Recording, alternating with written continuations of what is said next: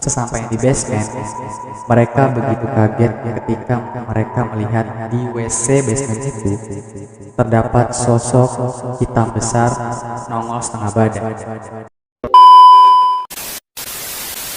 Hai ladies and gentlemen, welcome di Your Story.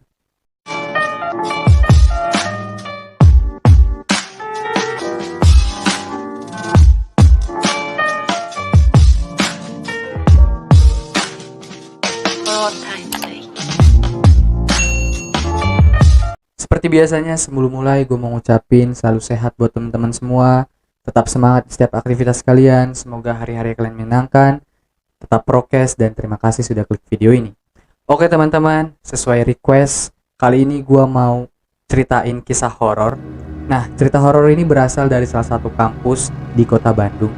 Kampus ini merupakan kampus yang cukup terkenal dan gue rasa teman-teman yang tinggal di Bandung pasti tahu kampus ini. Kampus ini terkenal bukan hanya karena kampusnya bagus, tapi juga terkenal dengan kisah mistisnya. Sebelum lanjut, gue mau ngingetin, itu ada tombol subscribe di bawah. Boleh lah ya dipencet dulu tombolnya.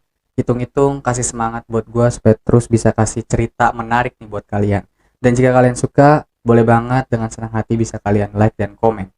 Oke teman-teman, no bacot-bacot, langsung aja lah kita gas tuntas. Universitas Kristen Maranatha adalah salah satu kampus yang berlokasi di Jalan Surya Sumantri nomor 65, Sukawarna, Kecamatan Sukajadi, Kota Bandung, Jawa Barat. Kampus ini berdiri sejak 11 September 1965.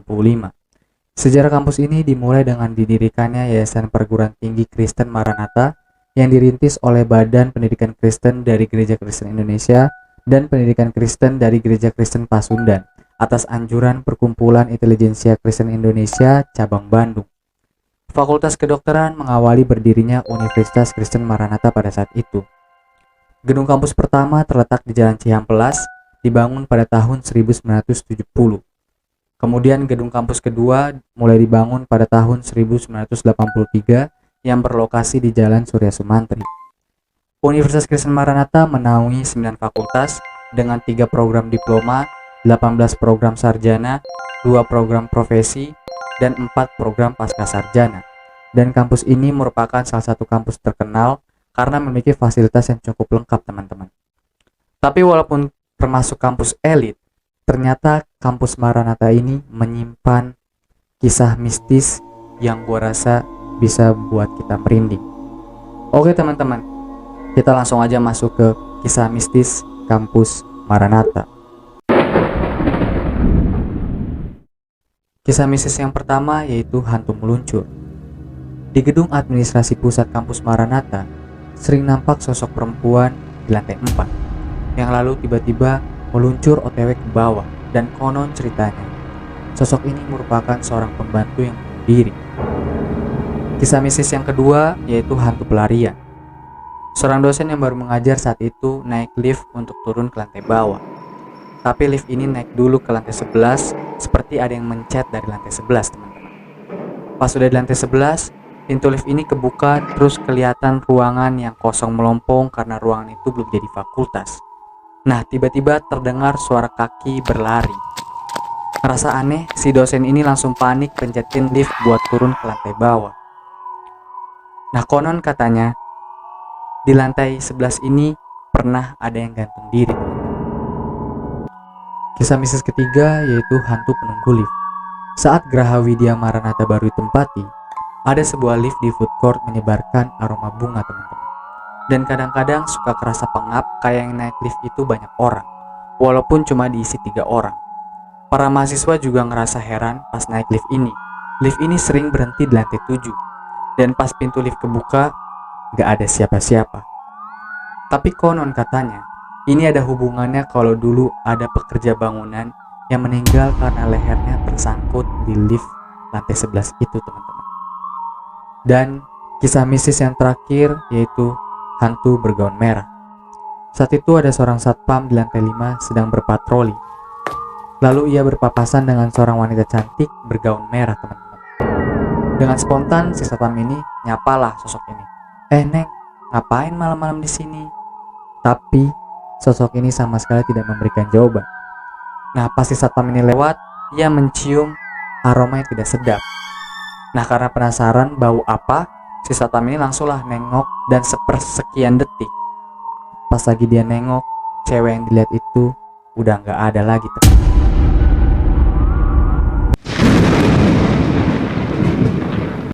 Di Fakultas Kedokteran Universitas Maranatha, ada sebuah kisah horor nih teman-teman. Satu sore kala itu ada sekelas mahasiswa kedokteran lagi praktek di laboratorium. Praktek itu selesai sekitar jam 8 malam. Nah, mereka ini harus melakukan praktek itu karena besoknya mereka ada ujian.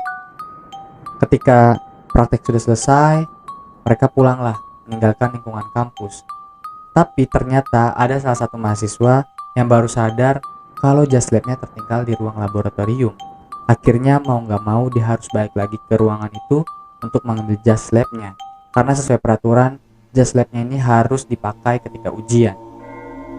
Akhirnya dia kembali lagi ke kampus setelah dapat izin dari satpam penjaga gerbang.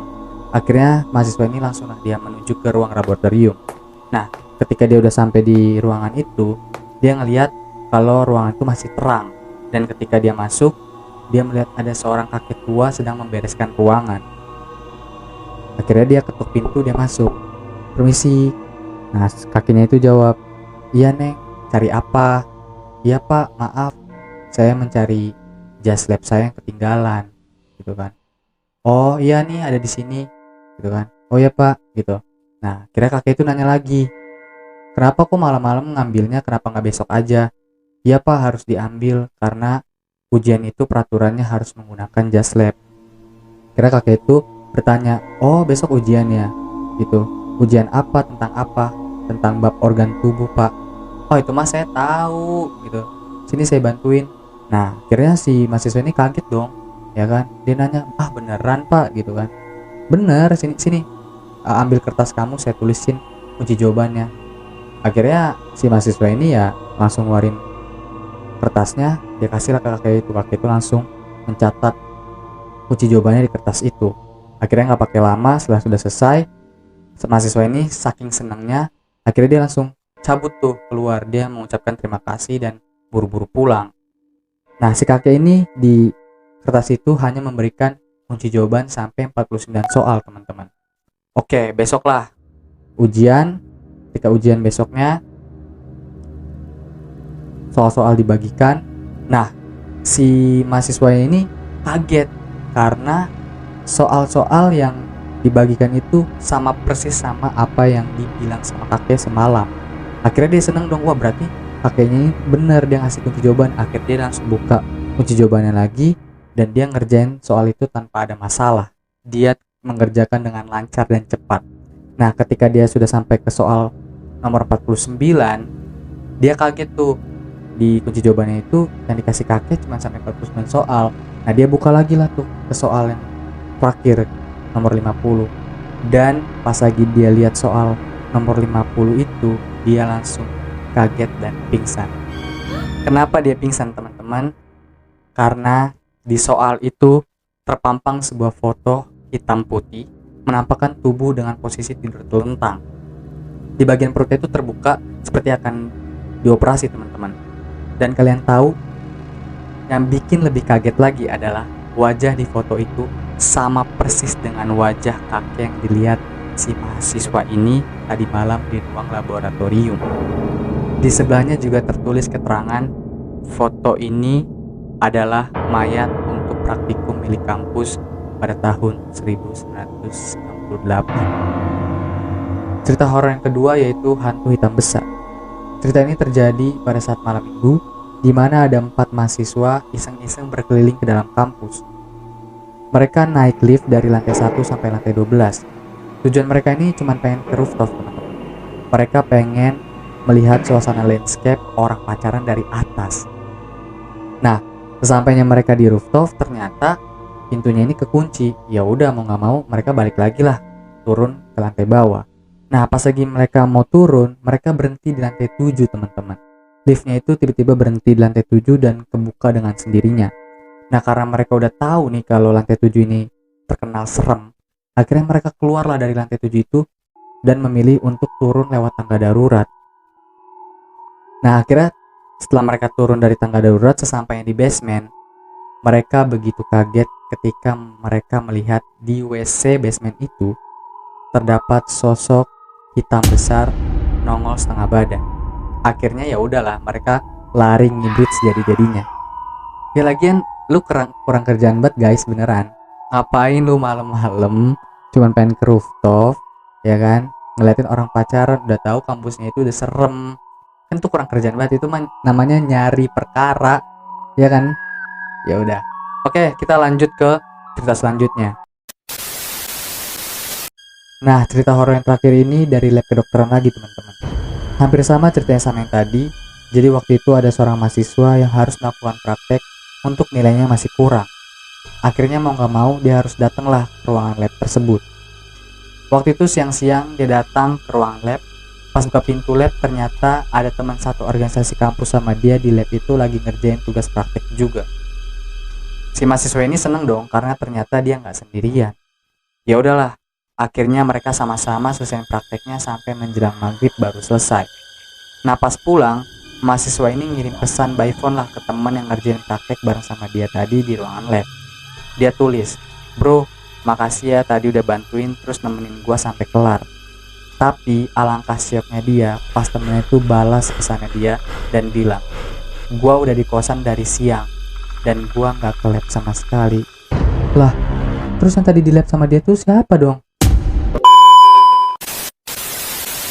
Oke teman-teman, itulah cerita horor yang ada di Universitas Kristen Maranatha di Kota Bandung.